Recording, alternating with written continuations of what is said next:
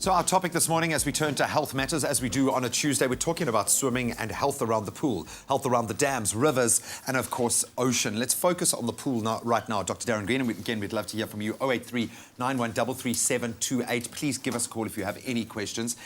Let's start with what could be in a public pool, starting with, I suppose we can call it the good stuff. Chlorine is there to keep the water clean, but not necessarily great for our eyes and face. And that, I'm guessing, is the burning sensation we'll get in the eyes. So we use chlorine because it's an antiseptic, actually. It's got a purpose. It keeps the count down of lots of common bacteria, and obviously it aids in the process of killing germs. That's why we use it. It also prevents the growth of algae in the pool, turning green and so forth. So that's why it's important. But that, combined with a pH range, is very important. So normal pH between 7.2, 7.8.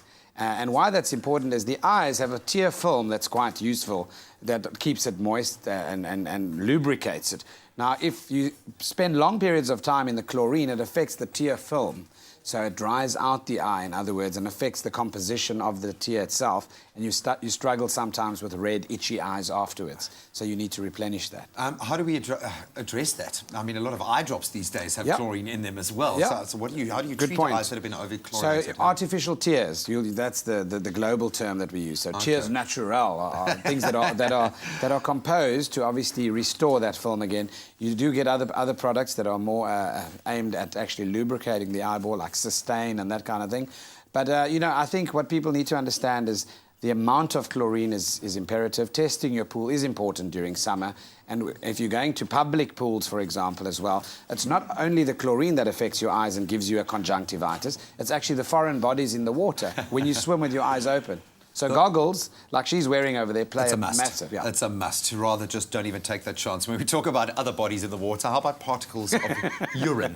We know that a public pool, especially if there are kids going to be there, it's inevitable, surely, that someone is going to urinate. Does this have a massively... Obviously, the dirt, the bacteria factor does come to mind. Public pools. Yeah, I know. I can't, actually. It's scaring me away from public pools. We don't want people to avoid the water entirely. How dangerous is urine in the water? Well, I can't say not as dangerous as we think, but if you have a sty, for example, or pink eye, people often say that people should catch the baby's urine first thing in the morning and use that to treat it. So that's because of the ammonia and the pH change. So the amount of urine in the pool certainly can affect the breeding ground for organisms, especially at high temperatures. Often these public pools become quite warm during the day, and you can see the colour change as the day gets, gets on. It's not like a tidal pool that comes in and washes itself clean. It gets replenished, Swimmer's ear, something I battle with water in my ear, drives me insane, but you can take that a step further. What is swimmer's ear? Yeah, so surfers and swimmers that spend a lot of time in the water, they have basically a condition of the outer ear. So the external ear canal is affected because water doesn't drain completely from the ear. The water gets trapped in the outer ear.